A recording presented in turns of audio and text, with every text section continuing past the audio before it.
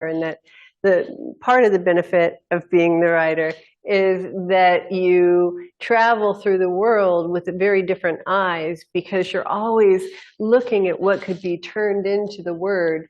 And so you don't just see a tree, you see how you would describe the tree, you see the effect of the tree on you, and so you're in constant engagement because you've activated this kind of mind. And my favorite person, one of my favorite people, writers, poets, she wrote this incredible book on poetry, and her name is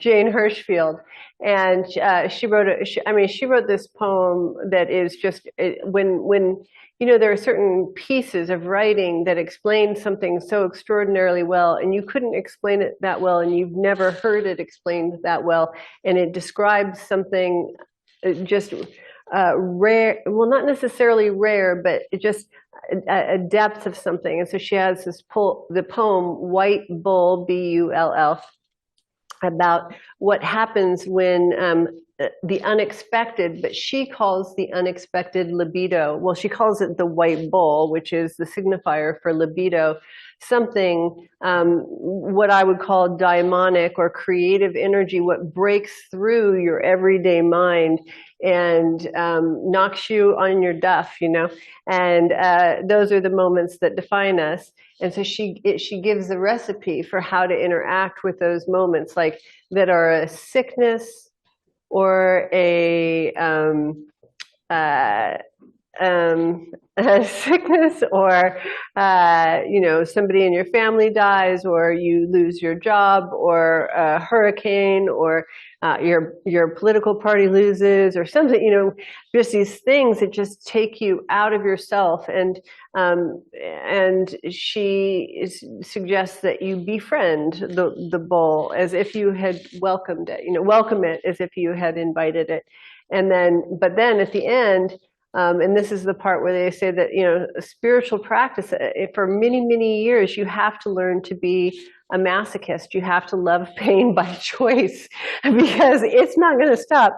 So you're either going to suffer, or you're going to learn to love your pain and even turn on to it. You know, somebody was writing to me yesterday that they were, you know, and a very poetic person, and so they very poetically described their discontent, but she basically was doing this. She was saying, "Yep, this is what always happens right before the breakthrough." And I thought, yeah, that is. And so there's that place where you're like, "Oh God, I'm so uncomfortable. What great thing is going to happen?" You know, like a heroin addict where you're like sticking the needle in. You're like, "This really hurts, but I'm going to be really high soon."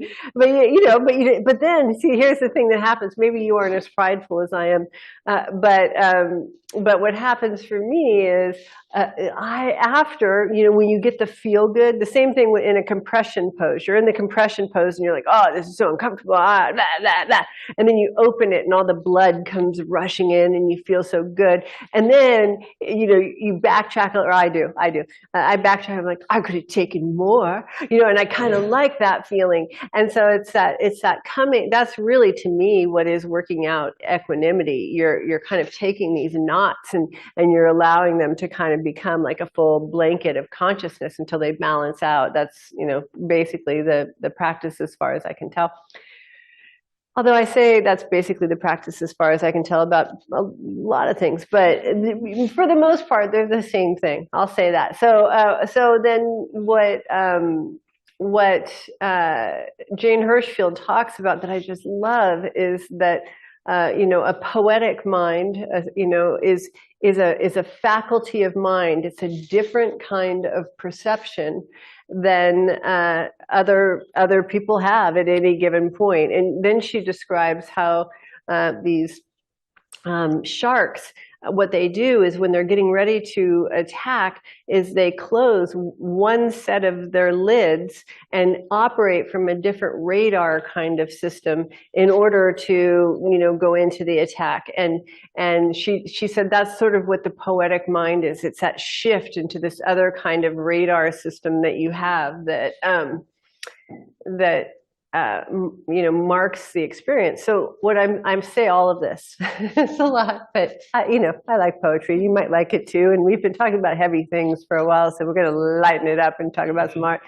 I say this because the same, until I come back here each day, I'm just kind of gathering, like, little squirrel. I used to have a squirrel village until it turned into rat village. And then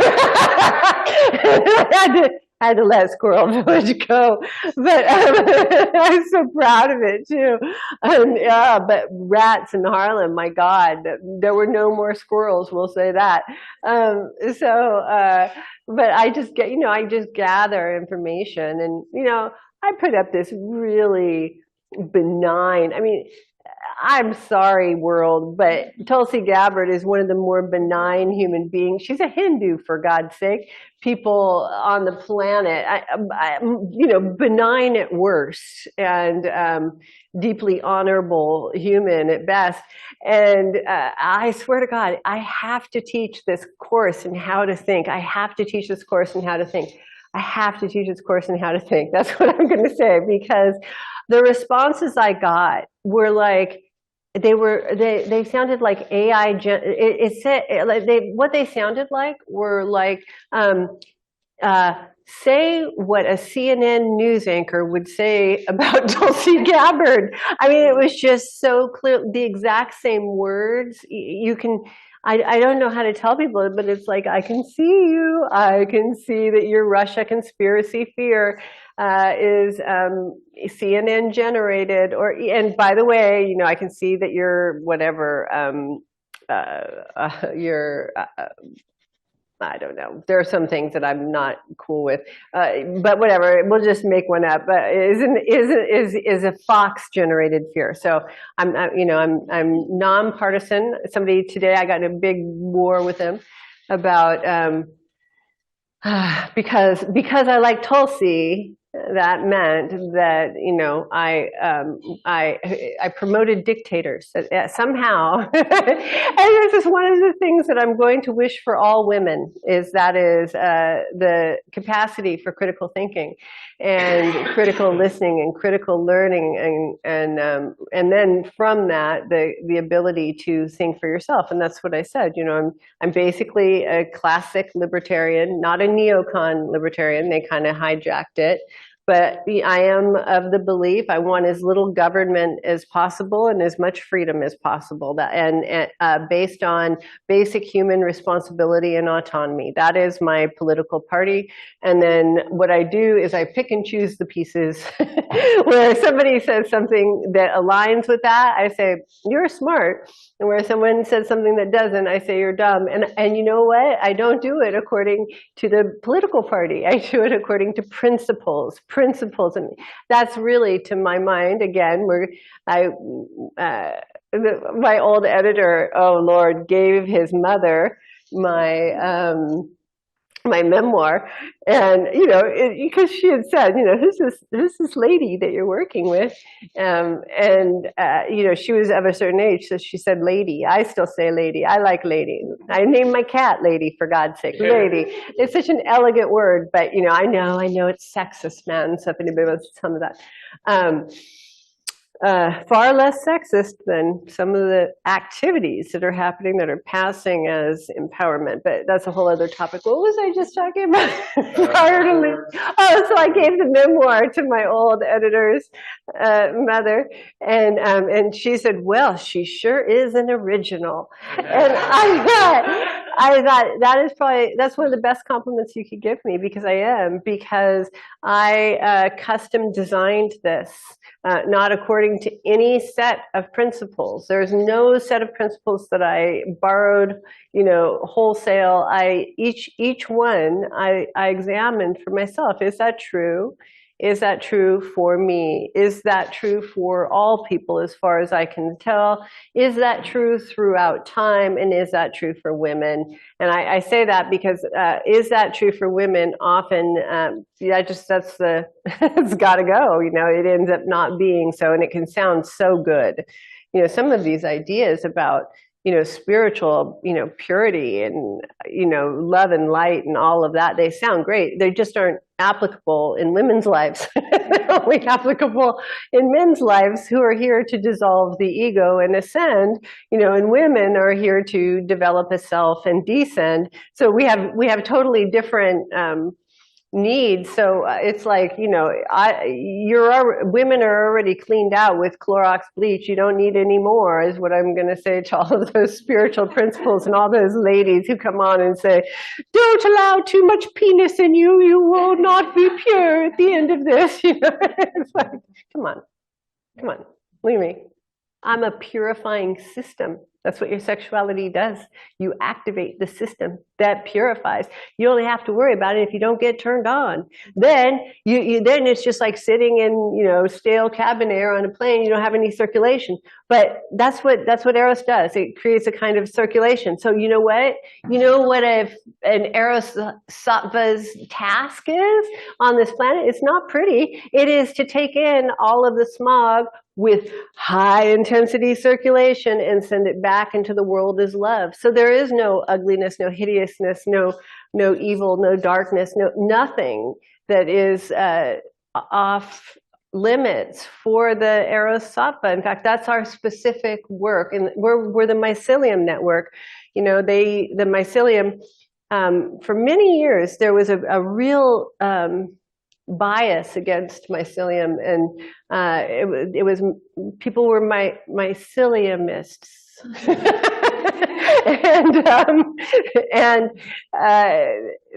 So because mycelium, this is so amazing. Now we're starting to see how important it is. They eat dead things. They eat dead things and then generate life from the dead. How beautiful is that? They eat plastic, which is incredible, which is saving humans from themselves. And so that's really, if you want to look at, what a feminine system is made to do, it's very mycelial in nature. It is not meant to only, breathe the air in pristine halls. You'd be wasting your entire mechanism. You are meant to take in the hardcore stuff, which is part of why I want to do what I'm doing in terms of trauma, is because the message is so profoundly upside down. And here's what I know. I have never met a person who wasn't on purpose who was happy. I never have, ever, never, never. I have never met a person who was not in their purpose who was happy. Nope, even on psychedelics, I never met a person, because some people, their purpose was psychedelics, but I've never witnessed it. And in fact, I've known people who were in purpose who abandoned their purpose, and I've watched their life go into a state of decay. And it is obvious. It is immediately obvious when somebody unplugs from that calling. And again, I'm of the Jungian, Hillman, Rollo May school, that within us is a blueprint, and that blueprint is what we are here to activate, the activation of which is what we're here to live out. And each of us has a unique calling and expression on the planet. Like somebody today on Instagram said, they didn't like that. See, this is another thing. Here we go. They didn't like that Gabby had been opposed to gay marriage at one point. And so I have two thoughts on this. My first is she came back and she apologized. I have never seen, or rarely do you see a public figure apologize. And she said, I was wrong. And I think my thinking on this hurt people.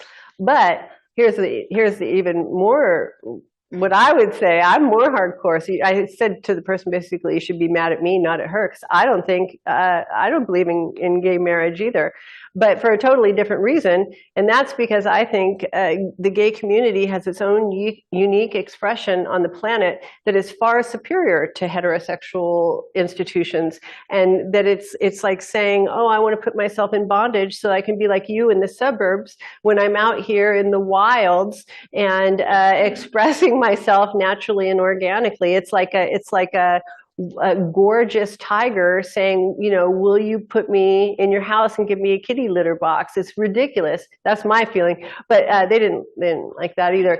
So, but you know, it wasn't a big argument. It was a big argument. And Miles Davis' wife was an incredible funk singer, incredible. Everyone said she was the best in history. But they kept saying to her, would you be less funky?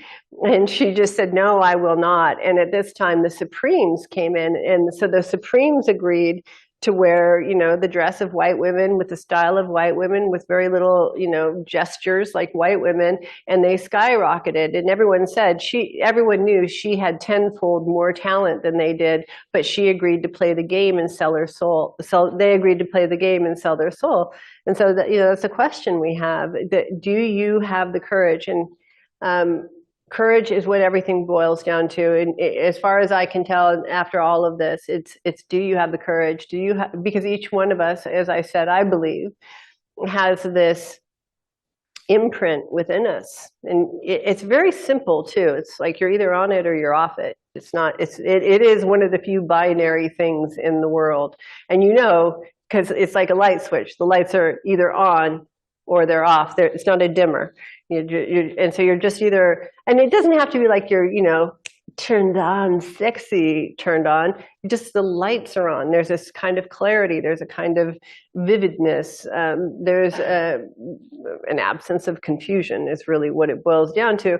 And there's some compassion. You know, those are the basic ways to know if you're turned on in your imprint, and if you're turned off, then there's some complaint. That's usually complaint, irritation, and blame. Those are the primary factors. Powerlessness, hopelessness, and helplessness, they just come in as well. So you just want to keep that thing turned on and lit up. And so the key is, what is your expression on the planet? And do you have the courage to live it out? That's really the question. And then I'll be straight, because I was thinking about, this is what I was thinking. I was thinking, Tulsi saw something. And, you know, by the way, yesterday I was on another thread about Tulsi. But this is not all I do, by the way, but but I really want to generate a community where people know that there will be conversation, as opposed, I want to set an example for what's possible on social media. Maybe other people are doing it, but I need it for myself. And I want people to know that when they give me their genuine thoughts, that they'll get genuine thoughtfulness back, even if I disagree. But but there's going to be a conversation, and so I've been doing my best to have a conversation with people. And yesterday's, now this one was with a red person, and they were not as nice as my blue people, and just basically called me an idiot because I was friends with, I liked a traitor who, etc.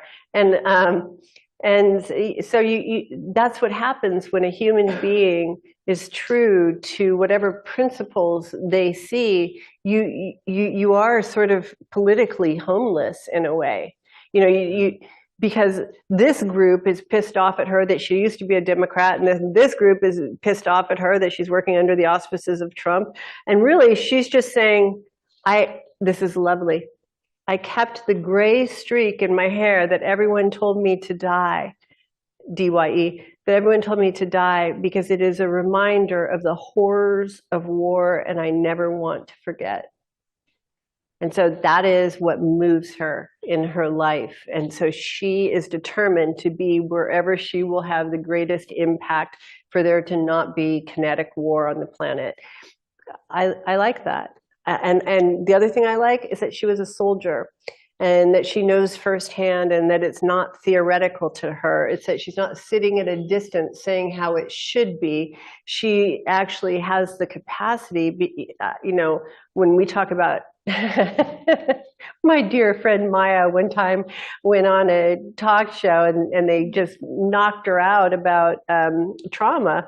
And they said, do you have your PhD, which is what we use? Do you have the certificate that says you were able to observe at a distance with no actual experience or practice with this phenomenon in such a way that you could think about it and pontificate for very long periods of time with zero efficacy. That's really what they were saying to her. and so we were talking about, she had some freeze in her, like, oh God, what if I ever have to talk about it again? And I said, this is what you say to them. You say, would you rather, if you have a fire, would you rather have a fire scientist or a firefighter? You want a firefighter. You want somebody who knows how to get in there, put the fire out, and actually make the difference. Now, mind you, those are not the people who are honored. They're just, they're just not the people who are honored. And so my work, my self-elected work, is to make all of those fancy people jealous of our bad neighborhood ways that actually work. Because I work very, like, what I said to the women at the prison that I spoke at was, I did this in front of the guards. I said, when we're done with this place, people will be lining up to get in here because we will make it just the coolest place on the planet.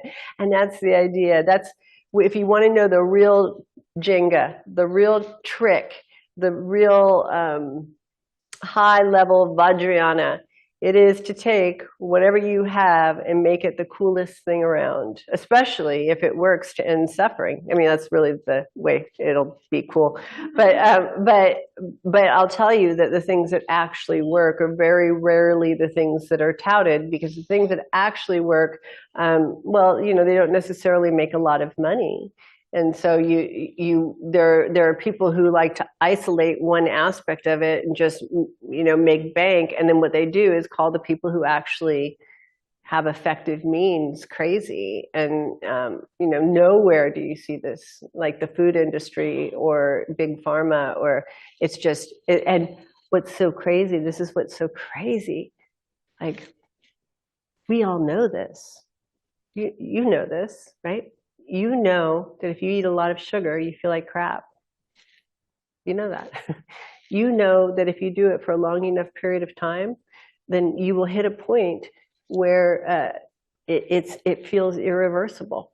And you know that that is a slippery slope, and that your desire to exercise when you're in that state will go down, which will decrease your health.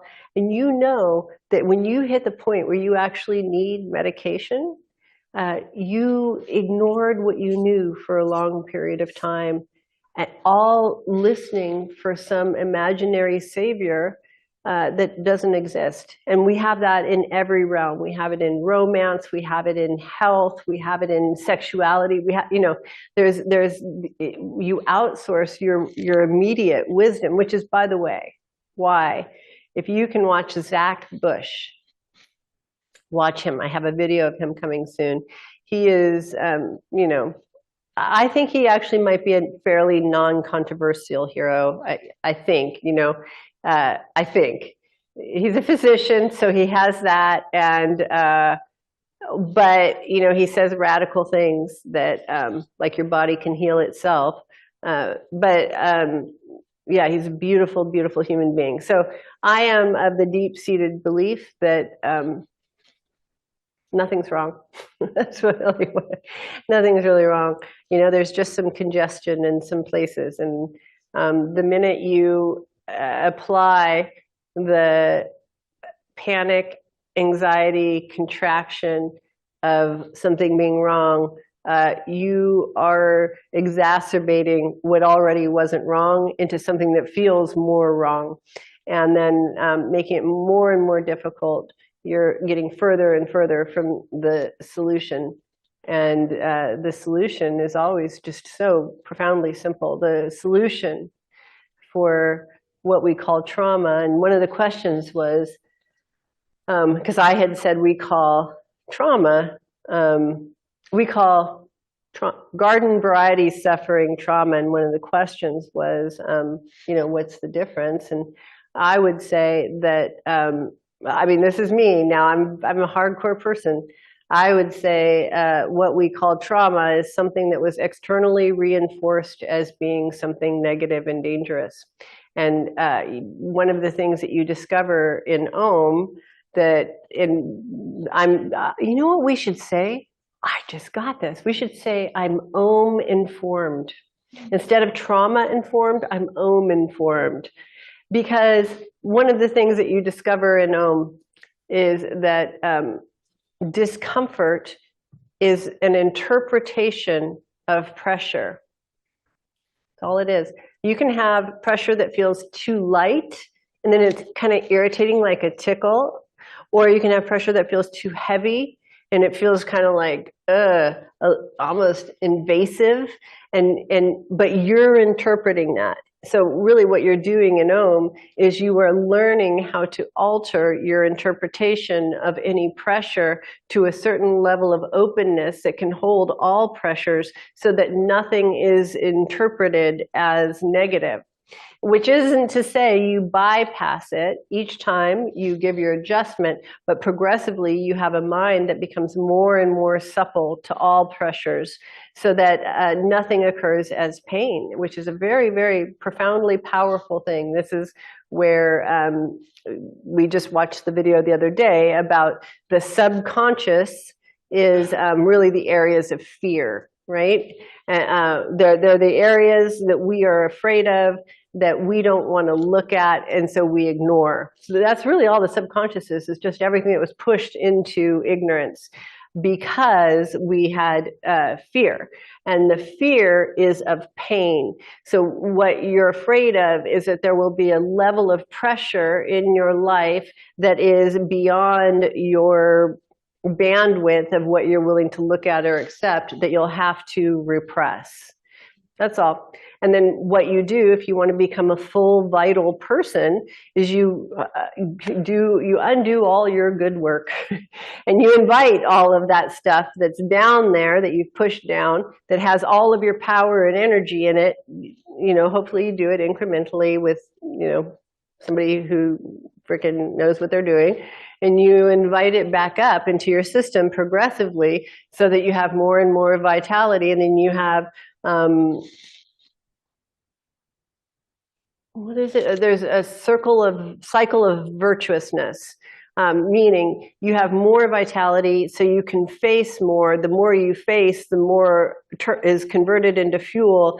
The more vitality you have, the more. So you have a virtuous cycle that you begin to build as you invite everything that you repressed up into consciousness, and then pretty soon, what you've done is you've taken all of this fear layer down here, all of this that you would call pain, and you've just invited it up into consciousness, and consciousness does not have the interpretation of pain. It's because you're merged, you're one with everything that's here, and there has to be a separation to have that interpretation. Now, you want to have enough separation so that you don't talk about these things with people because, and I'll be really serious, people, we're so unnuanced in our time and in our culture that saying a mind that can be with any sensation is a mind that's a good mind. that's what I'm asserting here, okay? A mind that can be with any sensation is a mind that isn't a slave to or tyrannized by anything. I, being a spiritual libertarian, that's what I want. I don't want to be a slave to anything. I want freedom, okay? So that's what I'm saying. But our culture is so bonkers. It's just so crazy that it will interpret that as an endorsement for evil. So what you're saying is you would allow anything to happen and you want bad things to happen to people. It's like, no, that's not what I said at all. What I said is, in an incremental way, draw up everything that you've ever rejected in order to become one with it, and you will discover a radical and entirely different world that actually has you become a far more effective contributor on the planet, because you aren't so withdrawn, hidden in your fear and all of your stuff about yourself that you can contribute. That's all. And so you saying you shouldn't face this stuff because it'll make make you, a threat to culture. You aren't doing anything except for causing more damage on the planet under the guise of being virtuous. So that's what I have to say on this topic. Today, we will move through 4 through 13. If you remember where we last left off, we were talking about the fact that you need to have your intense feelings liberated from the numbing sheath, because ultimately you are going to have to break through the valence of the ego. And so that, we always, anybody who started a spiritual journey hears at one point, everyone's greatest fear is death. I don't think that's everyone's greatest fear. I think everyone's greatest fear is ego death. And because I think you can go through a whole life and not have ego death, and then you just die. And I think most people tend to think of that kind of death as just being anesthetized. And I like many things that Robert Thurman says, and one of the things he says is, y'all should know that that's not what happens after this body dies. But really, what I think the underlying anxiety is the exact desire. Isn't that a funny glitch in the program? Isn't that, it's like a cruel joke, it's a fun play, however you want to look at it. The thing you most want on the planet is the thing you most fear. The thing you spend your entire life building up protections against is the thing you most deeply desire. I just think that is such a funny phenomenon to live inside of. And then, and then there are people who kind of maybe figure out some tricks, how to navigate it. But they always have to be sideways in some way. Like I have a really cool chiropractor. We lost him. We lost our chiropractor to Montana or something, but he was really fantastic, and he knew all of the tricks. So you'd talk to him and he would say, wiggle your toes, and then he'd crack your neck. So I didn't have time to tense up. I was so focused on doing a good job wiggling my toes. And so there are certain tricks that you learn how to work around. You do a workaround that wily and ever guarded ego that really, and this is the most important one that I found, is it's just such a sweet little guy. It just genuinely thinks it's keeping you safe. It's made up of like nacre, like a pearl, the layers in a pearl of everything people told you would keep you safe. That's really what it is. They were deathly wrong. But one of the things that they said would keep you safe is listening to them and not to me. So there you go.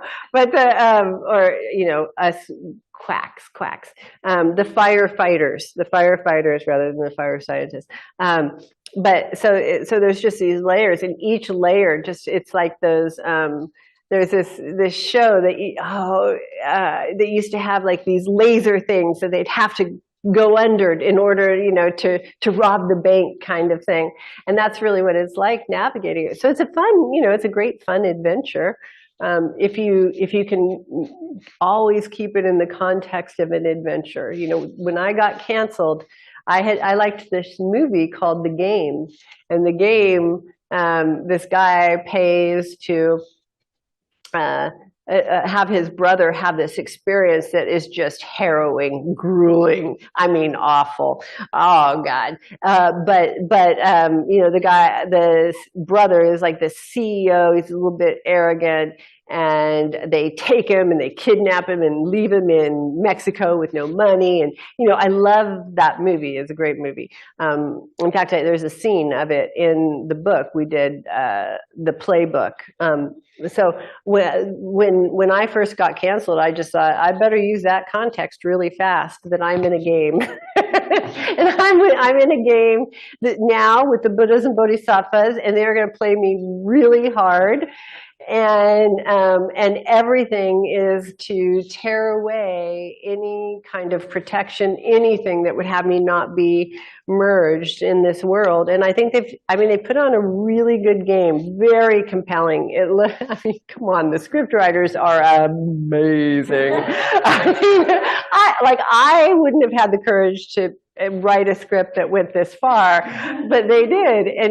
And here's the thing, though: if you keep holding it in that context, then that's you can just keep mining it for gold. Somebody today, not to toot my own horn, but they said, Nicole has stayed something open or heartful through what would take most people down, and that was my trick. I had a few tricks. One was I wouldn't let any bitterness into my heart. That was number one. And then number two is I just kept it in the context of, this is a game that the Buddhas and Bodhisattvas are creating for me in the bardo in order to transform me into the person who can live out her life's calling. That's the context that I put. And it's true, I can tell you, I was thinking about it last night, because I was in an Instagram conversation, and I thought about, when many years ago, I was in an AA room, and there were all of these old timers, right? So you walk into that room and you're like, my pain is so unique, you don't understand my pain, and then you walk into a room and they all look so happy and they're laughing. And okay, so first of all of these guys had been in prison, and there were two women, me and this other woman who was a former crack addict who weighed like 9 pounds. Okay, so we're in this room, and then I'm thinking, okay, I'm in the wrong room. These people do not understand my pain. My pain is so much worse than them. And then one of them gets up and shares, and they had they were literally called shares, and the share is about 30 minutes, and what it was like, what happened, and what it's like now. That's what they tell, how they started, and then what was the moment that they woke up and decided they wanted to get sober, and then what being sober has been like. And I remember one of the first, this I can't tell his name, but I can say it was Uncle something, because he was about 85, and he used to take me out to ice cream every day, and he told this story that was just unbelievable that any human being was still living after the experiences he was described. Like in AA or NA, they say where the drugs took me, or where the alcohol took. Like his drugs took him to some outer edges of the universe where there was no protector. And I remember thinking, like, okay, God, whatever, had me hear this story, so that there is no way that I could tell myself mine is more intense, and there isn't any way that I could not use drugs or not drink. And so then I was thinking, like, oh, okay, that's probably why I was given the intense story that I was given as a woman, because I can say, no, there is a way that you can develop courage and stand up here and face anything. Because that's what women are having to face, is the idea that you can't face anything, that you're too weak, that you're too fragile, that you're too hopeless, helpless, powerless. And then, the great pussy cartel, made up of men and women, by the way, that will reinforce that idea in you and call it compassion. And so it's like, okay, so you guys are not having any success of getting women sober from dependency. I know experientially a way, and there is no story that anyone can tell me at this point where I'm like, oh, maybe you couldn't make it through that one. There isn't one. In fact, every time I would think that, they'd give me another one. They would just up the ante, like, oh, well, you thought Bloomberg was bad, let's go to BBC. And they just kept upping it, so that I would have to develop the resilience to face it and be loving. Face it and be loving. And that is, that combination is really what women are having to learn in order to be that sword, and to take in masculine institutions, the most harsh, because we are so conditioned to be fragile flowers. And then, so we can't get into the harsh environments, right? Well, harsh environments is where you actually have to make change. You have to be able to go into the dark alleys in order to make change in the world. And we're just so fragile that we can't. And so we have to develop that. And so maybe before this, there were definitely things I wouldn't have thought I could do this. If you would have scripted it all out and said, could you live through this? I mean, I'm Italian, so I would have said yes, but I wouldn't have meant it. And I definitely wouldn't have said, bring it on, I'll tell you that. But you can. That's the thing. That's really what I would want. Like, you can get a phone call at 2 in the morning in Mongolia while on pilgrimage that you have been indicted and you have to fly home. And then you can get a call a few hours later that all of your money was taken. And then you can hear about the conditions of the other person involved. And you can keep going. After that, you can actually, rather than withdraw and hide, you can come out further, and you can use every single instant of that experience toward that blueprint or that deeper calling that's in your heart. You can use it for that. And so I'm going to just keep saying, people say to me, no, Nicole, you don't understand. There are pains that I've experienced. No, you can't tell me that now. You can't. And I say that as like what a loving sponsor was to me. Like, no, even that can be cured. No, even that can be recovered. No. And I can also say, I know every single trick that keeps you in there. I know, because I've spent 7 years detoxing those tricks from myself. You know, there was a point where I was in Italy mid this, and I was on the phone with this woman who had been my teacher when I was 21, who ended up being just an angel through this. And she knows how prideful I am. So she knew that I wouldn't call her to ask for help. So she would say, I'm an old lady now.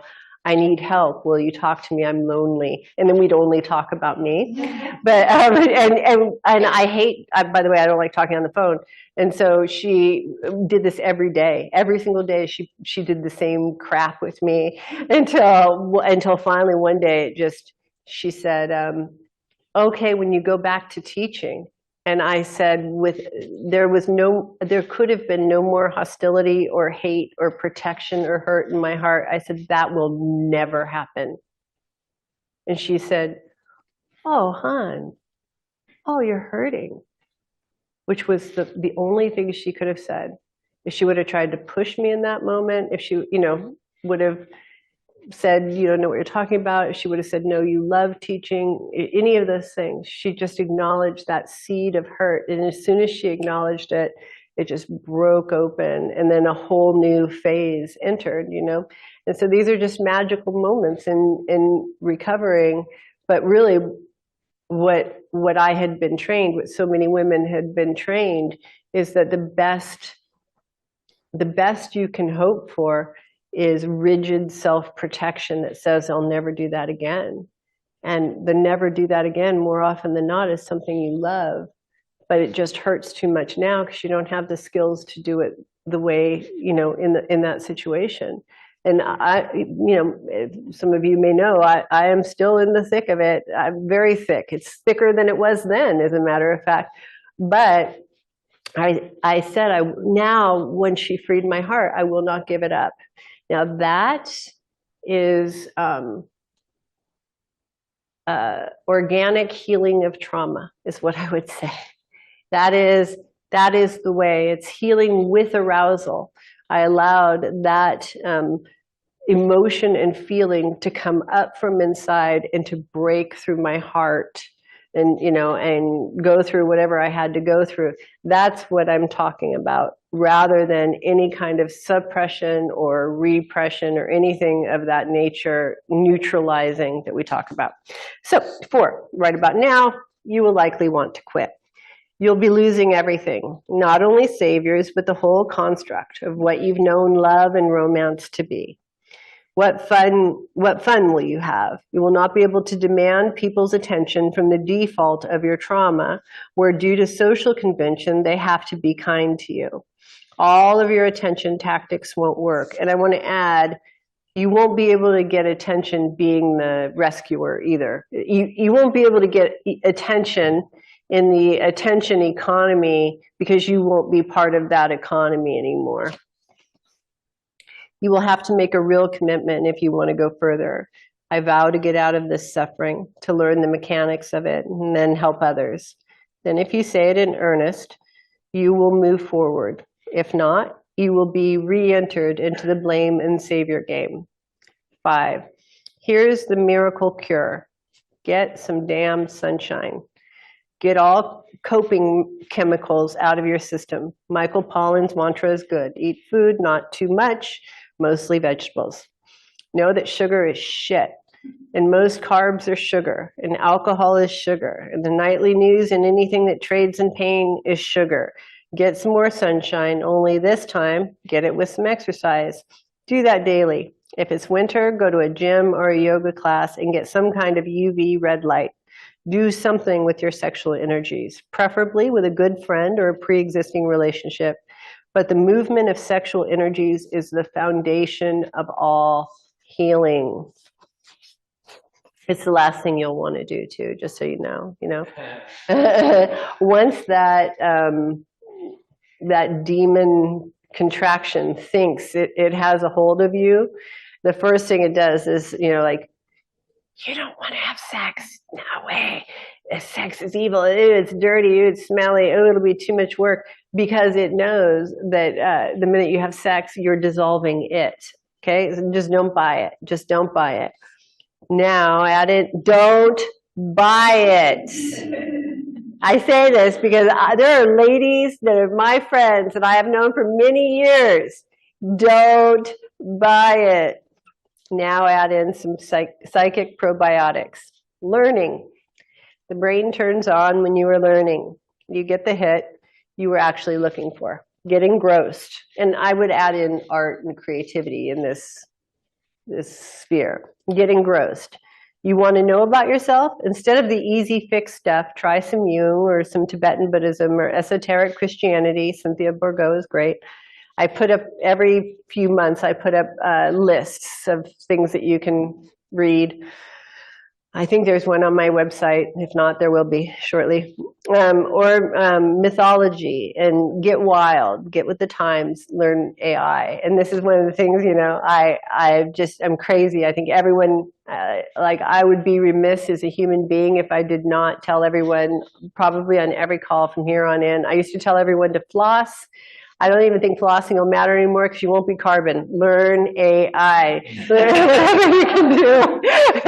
They have some kind of program where you can learn AI for 15 minutes a day. Do that. Get with the times. It's important. You're going to want to deny it or check out, or, it's difficult, it's scary, it's unfamiliar. Fall in love with it. Get it. Until you really get inside of it, there is no way to conceive of the actual existential transition that we're in. Like, it's just like Russia, China,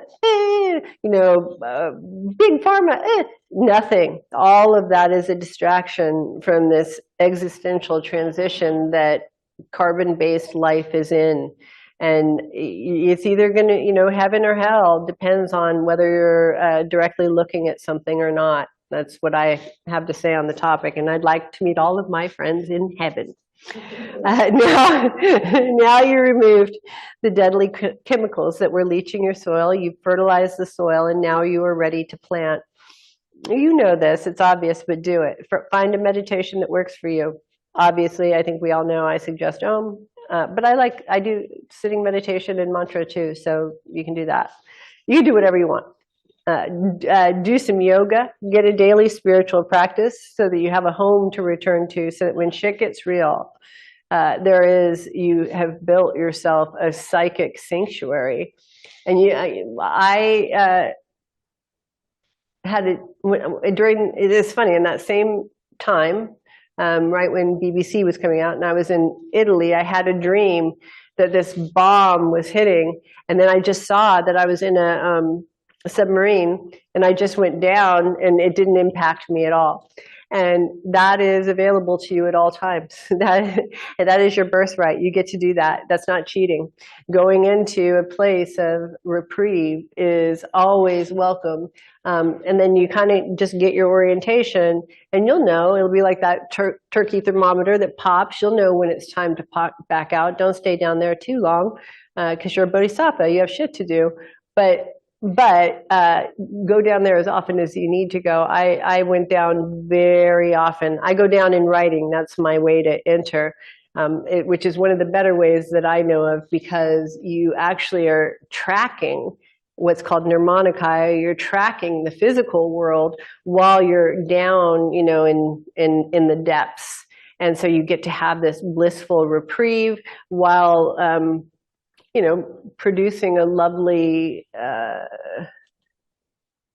description of your experience. I mean, some of my best writings are from the death tremors of terror that I was in various expressions of being canceled, and just moments. There's this one moment I was living in Italy in this former monastery, and they had the beautiful square terracotta slab floors, and the ceilings were so high, and there was this the kind of really dense down that is in Europe, white sofa, and you could feel the hallowed quality of monks having lived in this place. And so I would write, and then I would look out this window, and there were these lines of those, they're kind of like triangular trees like this that look so regal. And then it was so cool because there was this path, and then you couldn't see where it went to. So you saw these two lines of trees, and then this path, but you couldn't see, like, did it go to a castle? Where did it go? I didn't know. And so probably for like 3 weeks, I was in this really intense experience, and I would just look out there. And then I remember the first time I decided I'm just going to go down there and go look. And, and I went and walked, and there was this cool abandoned castle villa back there. And then I came back and I wrote about the experience. And it's like, I just came across that a few days ago, and it's like, oh, okay. That is a precious way to revisit an experience as a new person, because I remember the woman who was in that experience. I was so proud that I was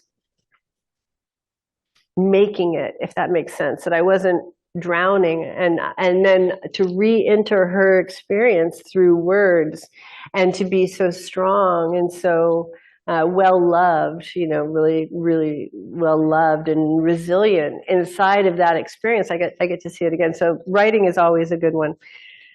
Do some yoga, get a beta spirit, rather than getting knocked about on the sea of karma all day. Enter the calm waters for a bit so that you can remember what you're up to. And that's really, that's always my sign to move is, when I'm in pain, I'm in pain. Okay. But I orient pretty quickly. And then it's like, okay, you're in pain. How do you use this? How do you turn this to gold? That's the question I ask immediately. That was our question earlier in this. So as soon as I can find that question, then I grab whatever it is. And we'll talk more about how to work with things. Sometimes it's just sit and feel it all the way through. It is an unfelt feeling that wants to be felt. Sometimes it's fast action, and you want to turn this into a play in some way. Like if I get, stupid media news, I'll see what the nature of the media news is, and then I'll come in the opposite direction and send it out. So sometimes you want to do that. Sometimes you realize, this is an opportunity for me to connect to my friends, because I actually have developed a layer around me of self-protection. I was very protective of everyone around me when I was going through this. Here I am. in the front of the line, and I'm having a hard time, and I didn't want anybody to feel that, and so sometimes I would be too protective. And one time my friend Joanna, I remember I was being so strong, and she said, let me wax your eyebrows, because they had grown so long, because I wouldn't let anyone touch me. And so she was doing it, and she was doing it. I remember looking up, and both of us were just crying together, and it was like, oh, okay, that's the healing moment. So how do I turn this into the gold? How do I get this healing out of this moment? Within every single moment is a moment of gold. That moment of gold is a moment of healing. That moment of healing is something that you will use in order to carry out your calling. So that left us at number 8. And I can do number 8. I have time. This one isn't too long. Now break the habit of commiserating friends. The ones that reinforce the "I've been harmed" narrative and trade in grievance. These are not friends. They're drug dealers and drug users. Your new people might not be as interesting at first. They might be focused on moving in the sunlight rather than the dark, shadowy terrain of drama, but they are the ones who can go the distance. To where? To the place of a happiness that knows no opposite. Exchange in stories of discovery and growth. And this is, you should know, I talk a lot about Indra's net and the idea of living inside of Indra's net, and that there's a net. When you're a Dakini, or when you like flight, you have a different kind of orientation, we'll say. You don't have like this kind of grounding thing. And so you need a different kind of reference. And that reference, as far as I can tell, is going to be your erotic community, or your Buddhist Sangha, your Christian family, whatever it is. It's going to be invisible lines of connection that hold you together.